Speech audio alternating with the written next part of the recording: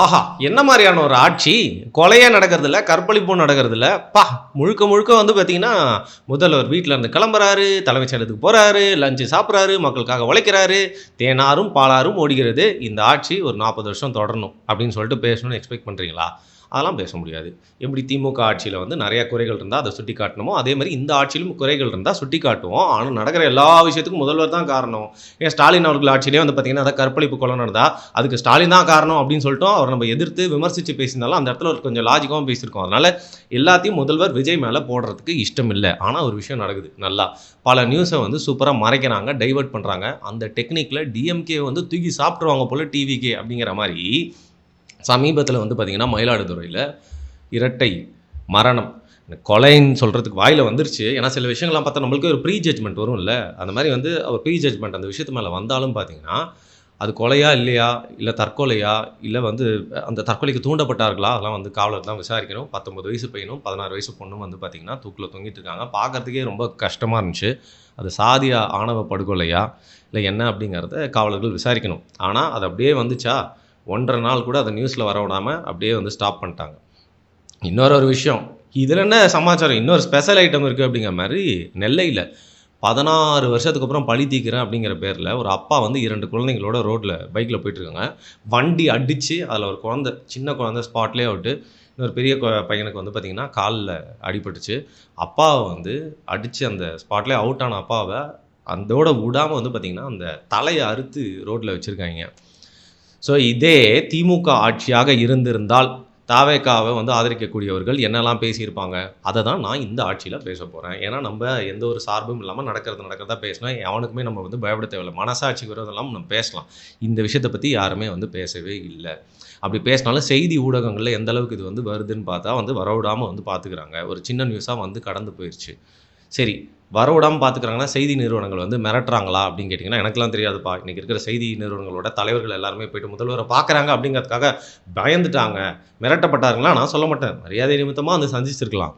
ஆனால் என்னென்ன விஷயங்கள்லாம் இப்போ பேசப்பட்டுருக்குன்னு பார்த்தீங்கன்னா, முன்னாள் மந்திரிகள் வந்து கைது செய்யப்படுறாங்க.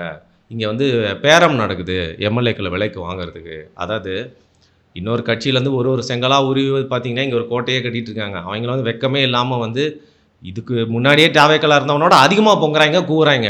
அதை பற்றி யாருமே பேசக்கூடாது. ஆனால் எம்எல்ஏக்கள் வந்து விலைக்கு வாங்க ட்ரை பண்ணுறாங்கன்ற அது வந்து தப்பு தான். கண்டிப்பாக வந்து பார்த்திங்கன்னா அது சட்டப்படி குற்றம் தான். யாராக இருந்தாலும் பார்த்திங்கன்னா அதை வந்து மறைக்கக்கூடாது, பேசணும். அதுக்கு யார் துணை போனாலும் உடந்தையாக இருந்தாலும் அவங்களாம் கைது செய்ய நீங்கள் வந்து ட்ரை பண்ணுறீங்கன்றதெல்லாம் ஓகே. ஆனால் நான் சொல்லக்கூடிய இந்த சமூக அவலங்கள் இருக்கு இல்லையா, நான் 2 விஷயம் சொன்னேன். அந்த கொலை, இன்னொன்று தற்கொலையா இல்லை கொலையான்னு தெரியலையேன்னு சொல்லிட்டு அதை பற்றி பேசாமல் முழுக்க வந்து பார்த்திங்கன்னா திமுகவின் முன்னாள் அமைச்சர்கள்லாம் கைது செய்யப்படுறாங்க. எதுக்காக கைது செய்யப்படுறாங்க அப்படிங்கிறதே வந்து செய்தியாக மாறிடுச்சு. நம்மளும் அதை பற்றி தான் பேச போகிறோம். பட் இன்னொரு விஷயம், கன்னியாகுமரியில் 2000 ஏக்கருக்கும் மேற்பட்ட அந்த கடற்கரை இருக்கு இல்லையா, அதெல்லாம் வந்து நாசமாக போகுது. அது ஏன்னு கேட்குறீங்களா? அது ஏன் நான் சொல்லணும்? இன்னொரு இடத்துல கிருஷ்ணகிரியில் ஒரு அணையிலேருந்து பார்த்திங்கன்னா கர்நாடகாக்காரன் தண்ணியை திறந்து விட்றானே, ஐயோ என்ன அது அதிசயமாக இருக்குது, விவசாயத்துக்கு தண்ணியை திறந்து விட்றான். பார்த்திங்கன்னா வெறும் தண்ணி இல்லை, முழுக்க அதில் நச்சு கழிவுகள் ரசாயனம் கலந்து விட்றான். அது ஃபுல்லாக வந்து ஷாம்பூன்னு வர கூட அவ்வளோ வராது போல இருக்குது. ஒரு பையன் வந்து கதறான் வீடியோ போட்டு, அந்த வீடியோ வேணால் போட்டு விடுங்க. உங்களுக்கு மனசாட்சின்னு ஒன்று இருந்தால் வீடியோவை ஸ்கிப் பண்ணாமல் நான் சொல்கிறதை கேட்டு தயவு செஞ்சு எல்லோரும் ஷேர் பண்ணுங்க. இதாங்க கிழவர் பிள்ளையாணி டேமு தண்ணி எப்படி இருக்குது பார்த்தீங்களா, நுரநுறையா. இந்த தண்ணியை தாங்க மக்கள், மாடு, மனுஷன், ஆடு எல்லாருமே குடிக்கிறாங்க. Hi everyone, you can see a white foam behind me. It is not a snow or mist, it's a chemical foam. அண்ணா விஜய் அண்ணா எங்கள் ஊரை காப்பாற்றுங்க அப்படின்னு சொல்லி, கிருஷ்ணகிரியே அழிஞ்சிரும், ஓசூரே நாசமாக போயிடும் அப்படின்னு சொல்லிட்டு. ஸோ இந்த விஷயங்கள்லாம் பெரிய பேசுபொருளாக இல்லாமல் முழுக்க வந்து பார்த்திங்கன்னா முன்னாள் அமைச்சர்கள் கைது பண்ணுறாங்க. அதில் ஒருத்தர் ஏவாவேலு வந்து பார்த்திங்கன்னா அவருக்கு சுகராக பைல்ஸானு தெரில, அவர் சிங்கப்பூர் ஹாஸ்பிட்டல் அட்மிட் ஆகிட்டார். அடுத்து செந்தில் பாலாஜி, அவரோட தம்பி அசோக்கு, அன்பில் மகேஷ் கைது செய்யப்படலாம். இன்னும் 8 முன்னாள் அமைச்சர்களை வந்து கரெக்டாக லிஸ்ட்டு போட்டு வச்சுருக்காங்க. ஒருத்தரையாக தூக்க போகிறாங்க. விஜய் அவர்கள் கரூருக்கு போகிறதுக்கு முன்னாடி இதெல்லாம் வந்து நடந்தால் தான் அவர் அங்கே போகும்போது கெத்தாக இருக்கும் இப்படிங்கிற மாதிரி இந்த விஷயங்கள் மட்டுமே ஏன் செய்தியாக்கப்பட்டுருக்கு, ஏன் மற்ற செய்திகள்லாம் வந்து பார்த்திங்கன்னா வெளியிலேயே வந்து வரலை. இதை யாராவது நம்ம சமூக வலைதளங்களில் போய் பேசணும் அப்படின்னா கூட நம்ம ஏதோ ஒரு காழ்ப்புணர்ச்சியோடு பேசுகிற மாதிரி அசிங்கமாக பேசுறது, இல்லை வன்மம் கொண்டு பேசுகிறோம் அப்படின்னு சொல்கிறது. ஏடா திமுகவை பற்றி நம்ம விமர்சித்து பேசும்போது உங்களுக்கு வந்து இனிச்சுது, இப்போ பேசினா மட்டும் வன்மமா, இதனே நியாயம் அப்படிங்கிற கேள்வி இந்த நேரத்தில் நம்மளுக்கு கேட்க வேண்டிய இருக்குல்ல. இதில் குறிப்பாக வந்து பார்த்திங்கன்னா அனிதா ராதாகிருஷ்ணன் வந்து ரிவர்ஸ் ஊனோ போட்டார் அப்படிங்கிறாங்க. என்ன மேட்டர்னா, அவர் போயிட்டு வந்து ஏதோ ஆய்வு பண்ணிட்டு இருக்கும்போது கைது செய்ய ட்ரை பண்ணியிருக்காங்க. அவர் உடனே கேமராலாம் இருக்குன்னு தெரிஞ்சு அவரும் ஒரு அரசியல் விளையாட்டை விளாடுறாரு. திமுக பற்றி நம்மளுக்கு தெரியாதா? அவர் காரில் போய் ஏறுறாரு, அதுக்கப்புறம் காவலர் வந்து ஜீப்பில் கூப்பிட்டு போகிறாரு. அதுக்கப்புறம் அங்கே போனால் ஒரே பிரச்சனை நடக்குது, காரெல்லாம் மறிக்க பார்க்குறாங்க. திருப்பி வெளில வந்து போலீஸ் கூட உட்காந்துருக்கும்போது ஜீப்பில் வந்து என்ன சொல்கிறாருன்னு பார்த்தீங்கன்னா, என்னை வந்து எம்எல்ஏ பதவியை ராஜினாமா பண்ண சொன்னாங்க. எவ்வளோ காசு வேணா தரோம், நீ ராஜினாமா பண்ணிட்டு ஒதுங்கிக்கோ அப்படின்னு சொன்னாங்க. தாவேகால சேர சொன்னாங்க அப்படின்னு சொல்கிறாரு. என்னை பொறுத்த வரைக்கும் இது வந்து உண்மையாக இருக்கிறதுக்கான வாய்ப்பு ரொம்ப கம்மி தான். ஏன்னா அவங்களுக்கு தெரியும், அனிதா ராதாகிருஷ்ணன் வந்து ரொம்ப நாளாக திமுகவில் இருக்கிறது மட்டும் இல்லாமல் அவர் அந்த ஏரியாவில் கொஞ்சம் வெயிட்டாக வளம் வராரு. இந்த சின்ன உருட்டல் மிரட்டலுக்கெல்லாம் உடனே நம்ம கட்சி பக்கம் அவர் வந்துட மாட்டார். அது மட்டும் இல்லாமல் அதிமுக வந்து இன்றைக்கி அழியும் தருவாயில் இருக்கிறனால எல்லாருமே கூப்பிட்டோன்னு வந்துடுறாங்க. திமுக இன்னும் அந்த லெவலுக்கு வரல, அதனால் வந்து பார்த்திங்கன்னா இன்னும் சிங்கிங் போட் ஆகலை அப்படிங்கிறனால உடனே அவர் வந்திருக்க மாட்டார். அப்படிங்கிறனால நான் சொல்கிறேன், அவர் சொல்கிறதுக்கு எந்த அளவுக்கு உண்மை அப்படின்னு தெரியல. அவங்க அப்படி கூப்பிட்டுருப்பாங்களா அப்படின்னு சொல்லிட்டு. என்ன வந்து காவல்துறை அதிகாரிகள் வந்து மேலிருந்து சொல்லி நீ உடனே எம்எல்ஏ பதவியை ராஜினாமா பண்ணிட்டு தாவாக்கல சேருன்னு சொல்லி என்னை கட்டாயப்படுத்துவாங்க. ஆனால் மிரட்டல் உருட்டல் அதெல்லாம் வந்து இன்டெரக்டாக நடக்குதுன்றதெல்லாம் புரிஞ்சிக்க முடியுது. ஸோ அப்படி ஒரு ரிவர்ஸ் ஊனாவை போட்டு அவர் வந்து போயிட்டார். இதில் பார்த்தீங்கன்னா இன்னும் பல பேர் வந்து கைது செய்யப்படலாம். இப்போ வந்து இவரோட வழக்கில் என்ன சொல்கிறாங்க, நடுநிலையாளர்கள் என்ன சொல்கிறாங்க அப்படின்னு பார்த்தீங்கன்னா, இவர் அவதூறாக பேசினார், அதுக்கு வந்து டிஃபமேஷன் கேஸ் போடலாம். பட் டைரெக்டாக போயிட்டு வந்து பார்த்திங்கன்னா கைது அப்படிங்கிறது இவர் மட்டும் இல்லை, இதற்கு முன்னாடி ஆட்சியில் அதை யார் பண்ணியிருந்தாலும் கூட வந்து தவறு தான். திமுக பண்ண அதே தவறு வந்து தாவேக்கா பண்ணிட்டு இருக்காங்க. அது இன்னும் கொஞ்சம் பார்த்தீங்கன்னா மெருகேற்றி பண்ணிட்டு இருக்காங்க. திமுக கிடைச்ச மீடியா அட்டென்ஷனோட அதிகமாக இவங்களுக்கு கிடைக்குது. இது இவங்களுக்கே வந்து தவறான விஷயமா மாறப்போகுது.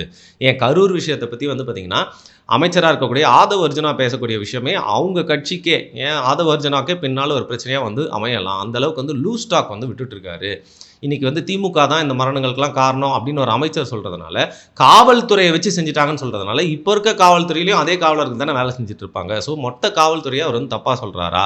அது மட்டும் இல்லாமல் முன்னாடியே வந்து திமுக தான் அது காரணம்னு சொல்லிட்டா, அப்போ விசாரணை அப்படிங்கிறது கரெக்டாக நடக்கும்னு சொல்லிட்டு நிறைய நியாயமான கேள்விகள் வந்து கேட்கப்படுது. ஸோ நீங்கள் பண்ணுற இந்த விஷயங்கள் எல்லாமே டிஎம்கே இன்ட்டு 2வா இல்லை டிஎம்கே 2.2வா எப்படி மக்கள் பார்க்க போகிறாங்கன்றதை நீங்களே புரிஞ்சுக்கோங்க.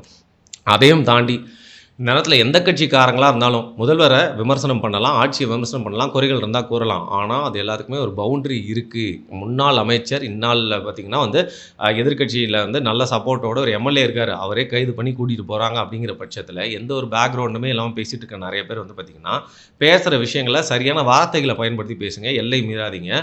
சாட்சியங்கள் இல்லாமல் பல விஷயங்களை வந்து நம்ம பொய்யா கூறுறப்போ அதனால் ஈஸியாக வந்து பார்த்திங்கன்னா அவங்க தூக்கிட்டு போயிட்டு கைது செய்துட்டு உள்ளே உட்கார வச்சிடலாம். ஏன்னா இந்த ஆட்சியில் முதல்வர் அவர்கள் டைரெக்டாக அதை பண்ணுறாரான்னு தெரியல, அவரை குளிர்விக்கணும் அப்படின்னு நினச்சி சில பேர் வந்து தூண்டி விட்டு பல பேரை லிஸ்ட்டு போட்டு கைது செய்யறதுக்காக பிளான் பண்ணியிருக்காங்க. அதில் முக்கியமாக தான் நம்ம தமிழில் நீங்கள் பார்த்துருப்பீங்க இல்லையா, எஸ், நாம் தமிழர் கட்சி.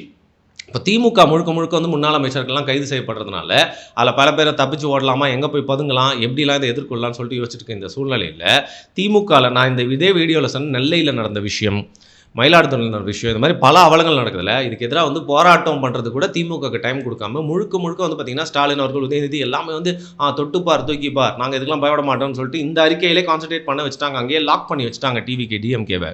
மற்ற விஷயங்களுக்கு பேசுகிறதே இல்லை. ஸோ வேறு யார் இருக்கா பேசுகிறதுக்கு அப்படின்னு பார்த்தீங்கன்னா, நம்மளுக்கு பிடிக்குதோ பிடிக்கலையோ, அவங்களுக்கு நம்மளை பிடிக்குதோ இல்லையோ, நாம் தமிழர் கட்சி எல்லா இஷ்யூ பேஸ்டாக வந்து பார்த்திங்கன்னா எடுத்து பேசக்கூடியவர்கள். குறிப்பாக நாம் தமிழர் கட்சியில் இந்த மாதிரி இஷ்யூ எடுத்து பேசக்கூடியவங்க ரொம்ப தரவுகளோட டீட்டெயிலாக ரூட் வரைக்கும் போய் பேசக்கூடியவங்க.